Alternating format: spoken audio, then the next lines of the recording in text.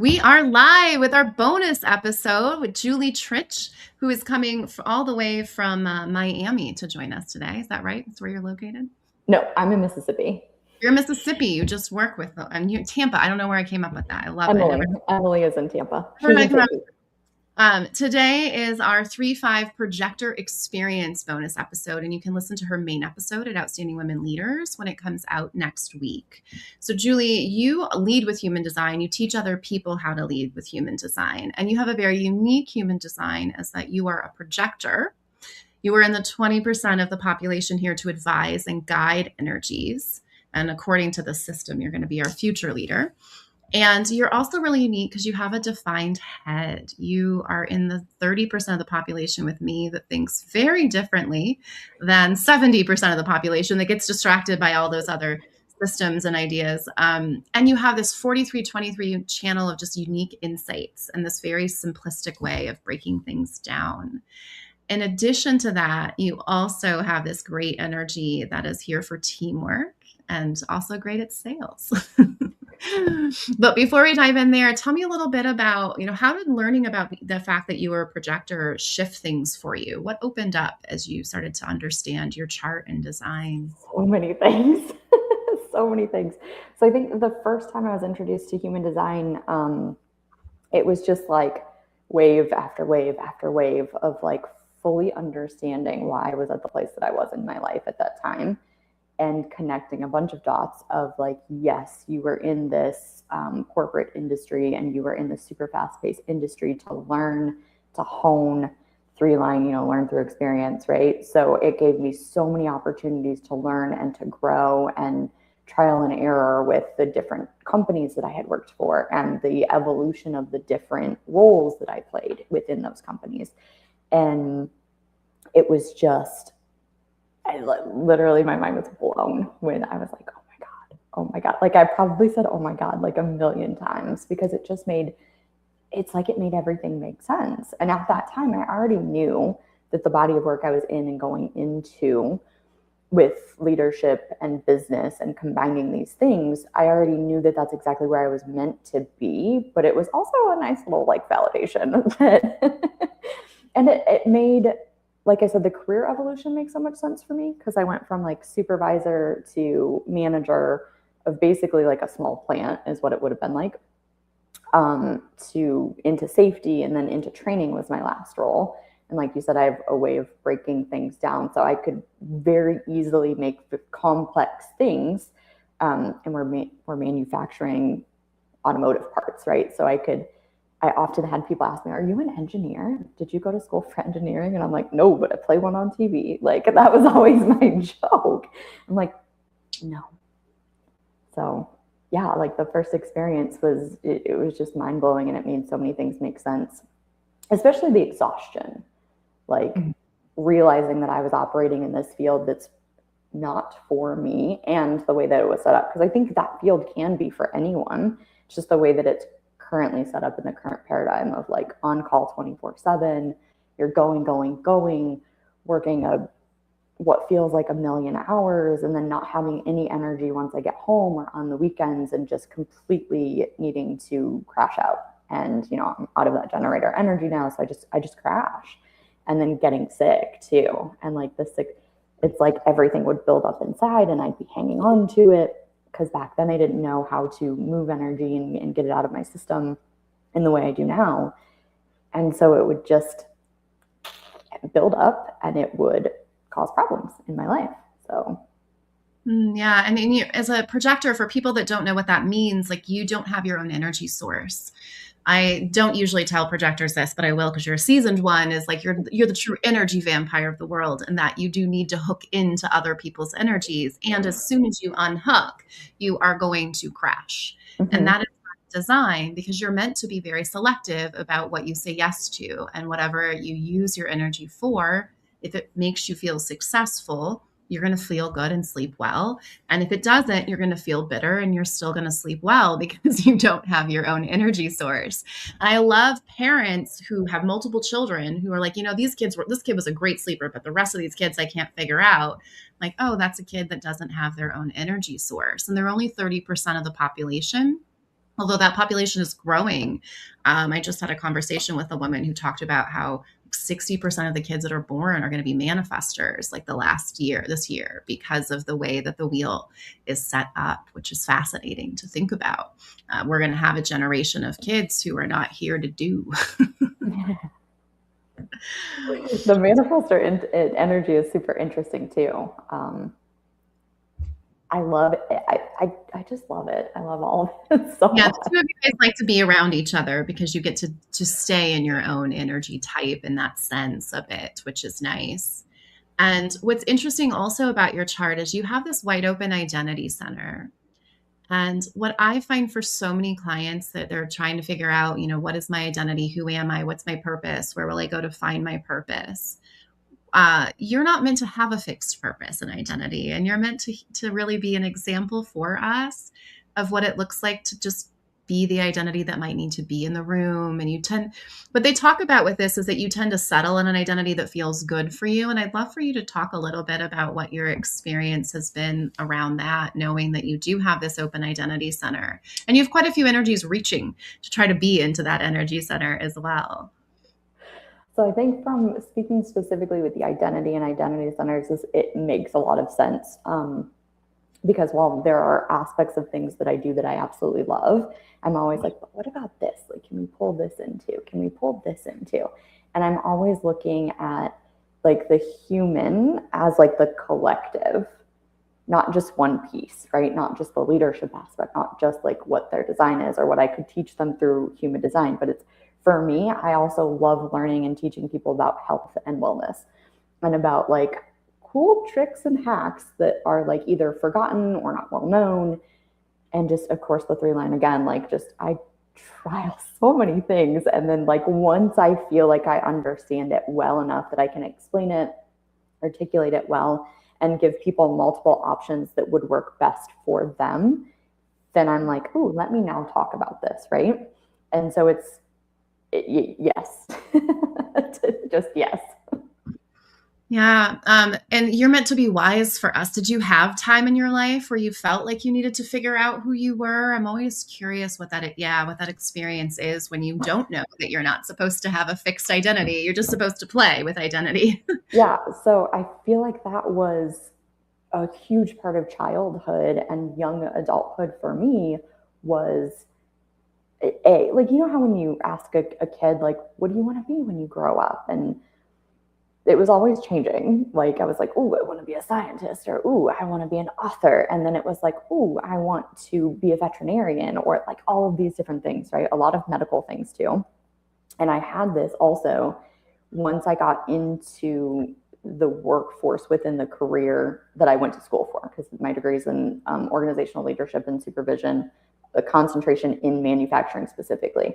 So I got into the field, and the first go around did not go well. Like it did not go well. And I'm like, oh my God, did I pick wrong? Like, did I completely fuck up my life? Like what? And it was this existential crisis of, do I throw it all out? Do I throw the degree that I just spent years getting out the door? And like, I thought about going back to school for nursing, and I thought about this twice in life. And I was like, ooh, like, you're right. So like, it's so fascinating to me when people are like young kids as well, when they're thinking that they have to have it figured out and they have to know. And I'm like, but really you don't, because you're going to go through several iterations in your life and evolutions where even if you stick with one thing, I think through the majority of your life, you're still going to go through evolutions of that, where it's going to be like deeper layers of it and maybe has a different flair and flavor.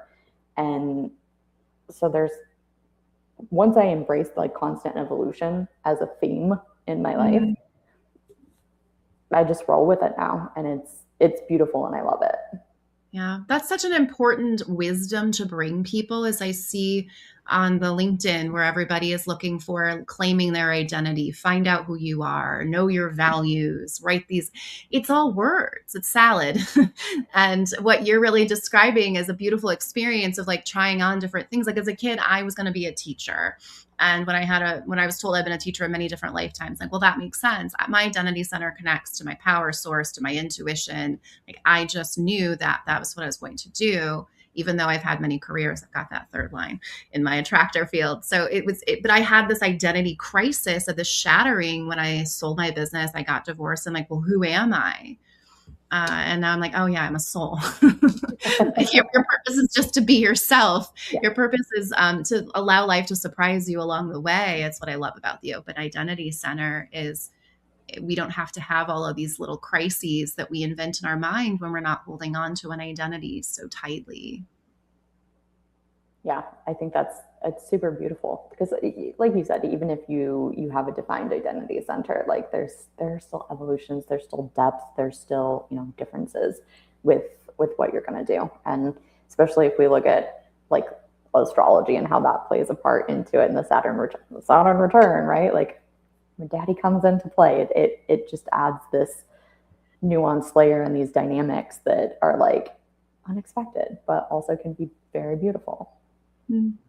And even though your identity center is open, everyone has a driving force. And what I love about your story is your unconscious driving force is the gift of oversight. And when you talk about your roles and what you've done, and you're already an advisor type, so you're already ready to guide people, but you're really driven to provide the oversight that we need, and to witness. And to what better way to witness people than to be open in the identity center so that you can truly witness what you're seeing from a place of wisdom versus a place of knowledge, which is the opposite of wisdom. Although I do think both of those can go hand in hand, right? Like I definitely love learning and I love having that baseline and I do love the knowledge piece of it. But like you said, like wisdom is totally different. And I think there's also like if people want to look at science and what science says, science can only take us so far. And we know it's ever evolving. And there are practical, to me, it's practical, but there are practical wisdoms of like the body and of plants and just of life that you don't see in science. Science hasn't quite caught up to it yet. And those are really beautiful things as well. Yeah, wisdom requires observation, and science keeps forgetting that as soon as you observe something, you've changed the outcome simply by witnessing it, which is what makes it so beautiful that you get to witness things because you are open. I mean, wisdom is just being open. Part of how I can bring such wisdom to help parent is while I was a teacher and I've been around kids so much, but I don't have my own. And so I don't have this knowledge that clouds my ability to be able to observe and to see things from an objective perspective. You also have this open, energy source we talked about. This is what makes you a projector. And your core talent is hanging out of this energy source. You have this core talent of I don't know how you would describe it because I have this too, but it's almost like we're here for endings. Like your core talent is really helping people end cycles. It's about cycles. I'd love for you to talk a little bit about what your experience has been there.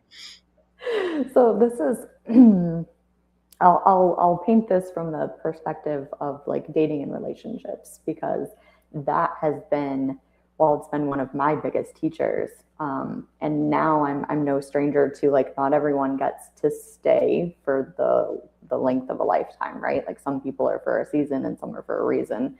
I always noticed, and it was kind of, did you know that movie? I think it's called Good Luck Chuck. Yeah. Where when she sleeps with a woman, then she goes on and gets married, right? I kind of had something similar in my life. And so I would date someone and be with someone, and then the next person that they would date, they would marry. And I'm just like, what is going on here? Like, what is this, right? But it's also like I can have one conversation with someone, and I've literally had someone tell me this before, on a call, and she's like, I just got more from 35 minutes with you than I did $30,000 that I just paid to this other coach. Yeah, I've heard that one too. And I'm like, shit, like that lands, right? Like if you ever question, who you are, your value and worth for what you bring to the world, and then you have someone say, you just gave me more in 35 minutes than someone did in months, and then I paid $30,000 to you. I'm just like, shit, like, but yeah, and I've had another friend reflect this back to me too. Like, she's like, in one call, you were able to connect dots for me that I've been working on for years. Like almost decades in some cases. And it was like, boom, boom, boom, boom, just like item after item after item after item. And I'm like, I don't know. I just see what I see and I do what I do. And yeah, it's so beautiful the way you describe it. That's why I call myself a truth teller. And usually, I've had a therapist for 7 years. Like I never knew this about my body and how to move through this. So very similar is our energy is really designed to come in this 42, and whatever is you, because people spiral. If we don't end a cycle properly, we will repeat it in the next cycle. And I've lived that too. And the problem is that I woke up and I'm like, I'm the only common denominator. I must be the problem. And then I had a coach who I didn't need to ever talk to her again. One session was all I need. She just looked at me and she said, maybe it's not about you. Maybe everybody else is just a dick. And that was a true statement. And I didn't believe her. So I kept paying her for coaching. But I didn't have the other half. That energy is for new beginnings. And so for us, sometimes we can rush the ending and then we'll have our new beginning, but we have to complete that cycle. So this is why I think energy is so interesting for people when you're hiring someone to work with, in the capacity that people hire you, the capacity people hire me, is you're really getting access to energy. And is that going to be energy that you're looking for? If you're looking to start something new, you got to finish what you have right so that you don't have to repeat that cycle again. Yeah. And I think that piece about like, and I've said this for years, like, I know that I am not for everyone, right? Like I'm a very particular flavor and not everyone has that in their palate. So it's what truly works and what truly like connects people together. And is it the right fit or not the right fit? And I don't know about you, but I know that I can typically tell this within the first few minutes of a call with someone, of whether we're a good fit with each other or we're not a good fit. Caveat to that is sometimes, the ego will get on the way and I'll be like, not so sure. But I think the cool thing about my splenic authority is that it's like, just hang in there, right? Like I'll get that little whisper of like, just hang on, just wait, it's coming. Yes, and that energy we haven't talked as much about, and that you are a splenic authority, meaning that you have an intuition that gives you your answer. You're not listening for a gut response that you're really listening for that whisper that you mentioned. And the way that my design is set up, I have so much in my intuitive center that to me, that is also what I hear. And I always get surprised by clients. I find that our wide open centers, that's where we get to be kind of like reflectors. Sometimes they surprise you.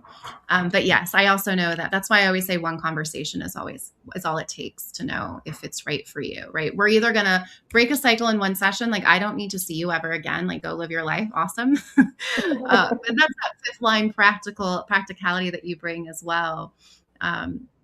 And I'd love for you to talk a little bit, the 44 is your driving force on your conscious side. It is about teamwork.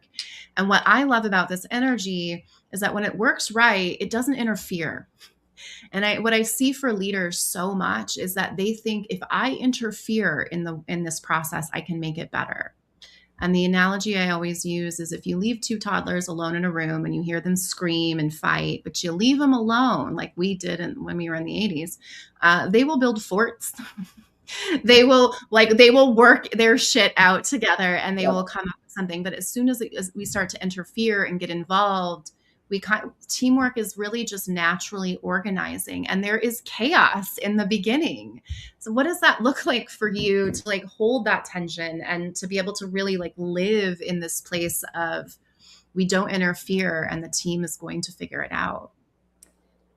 So for me, it was a learning curve. And I think that learning curve came from like societal expectation and programming, right? And so it's like when you're in this like leadership and or managerial role, like more than other people. I have a very specific, for instance, that I love to reference here. When I was in the automotive field, I had, as a supervisor, I had one specific line that I was responsible for. And then as I was promoted up, then they moved one of my counterparts to take over the line that I used to have. And I had a really hard letting go process with that. And I remember looking, because the man that took it over was brilliant, absolutely brilliant. I've chosen better, right? And I remember looking at him and saying, I'm doing it again, aren't I? I'm like coming in and I'm trying to do as if it's still mine. And he's like, yeah, you are. I'm like, okay, new rule from now on. When I do that, tell me to fuck off and leave. And then you got it. Like, you'll only have to do it with me a couple of times and then it'll be fine. Right. And he did once or twice. He's like, out. I'm like, okay, I got it. And I turn and walk away. Right. But I think that's the beauty of teamwork and of being like vocal and being communicative and being vulnerable in these spaces, is that you don't know everything and you never will. It doesn't matter what you're doing. It doesn't matter how long you study. And I know that that's probably a hard thing for one lines to learn, but you just are never going to know everything. And everyone, especially in team dynamics, like everyone brings this beautiful individuality and piece or pieces to the puzzle that we're not all going to have. And so we have to get out of our own way and take that step back and just say, the team, they can do it. They can, especially when we're adults, right? Like the team can handle it. The team can figure it out. And if you don't have enough things that you're already responsible for and doing without like meddling in the team business, right? And interfering and interjecting when not asked, then are you really doing what you're supposed to be doing? Are you really doing your job, right? Because I think this is also where a lot of leaders get tripped up too, is because they'll be so focused on like, how do I make the ship move faster or move forward, or where can I, and how do I interject?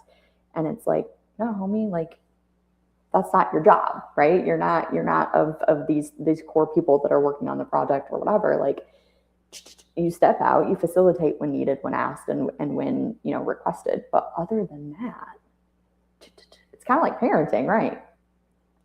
It's the same thing, right? You just step back, because we all have to learn in our own time and in our own way, and we all do things differently as well. So I adore team dynamics. I absolutely love them. I thrive off them. But yeah, it's definitely, you have to know that dance of when to back off and when to pull out and when to be in and when to be, a more integral part. So. Yeah, I like to use the 70% delegation rule. If someone can do it 70% as well as you, give it to them, because there's so much more learning in that 30% gap than if you wait until their 10% is like left. It takes forever to close that gap. But if they're able to close the majority of the gap themselves, they're going to be able to do it. And that does look like allowing a little bit of chaos, a little bit of self-organizing. This is my, whenever I talk to people about like difference between manager and leader, is a leader understands that people self-organize. Yep. Managers believe that if they manage them correctly, they can be organized. And that is what's so beautiful about the work you're doing and helping leaders lead by their own human design, but also you just bring this natural gift of teamwork and you show people how to get out of the way. I always think of sports analogies here as well, right? When I was a tennis player, my coach would come up, like I would lose every first match I ever played, like first set in college, I'm losing this match. And so senior year, my coach would just say, hey, if you hit every ball over the net and then you never hit it out of the lines, you're going to win every time. And then he just let me play. And you know what I did? I lost every first set and I won all the rest. But he just let me play. And to me, that's a big part of what you're talking about, is you allow people to be messy. You allow people to tinker. And that's the beauty of your public role. Your public role is really here to show us that it's okay to trial and error. Yeah. So it's exciting. It's exciting, but it's also like, and like you were saying earlier, like the moving into the future, right? And so I think it's a huge pivotal time right now for lots of reasons. The landscape is tumultuous at best, and I'm excited to be able to support, leaders and leadership moving into this next evolution of what we all get to create together and what that looks like. Yeah. We don't need, it's so funny that the people, we all want to be organized. We all want to look up towards leadership, when the reality is whenever there's a natural disaster, what you see is self-organization. And that's really what you're talking about. At work, when there are fires, allowing people to naturally self-organize is far more effective than whatever the C-suite is going to come up with. Thank you so much for coming on and sharing a bit about your experience, learning about being a projector and what that's meant for you. For those listening, you can go ahead and listen to our main episode. We're going to talk about Julie's backstory. Tell us a little bit about what we can hear there. You have a company that we'll be talking about. Yeah, just give us a little teaser before we head off. So I don't even know how to give a little teaser. I'll try that. So basically left the corporate environment and with my best friend, and I was like, well,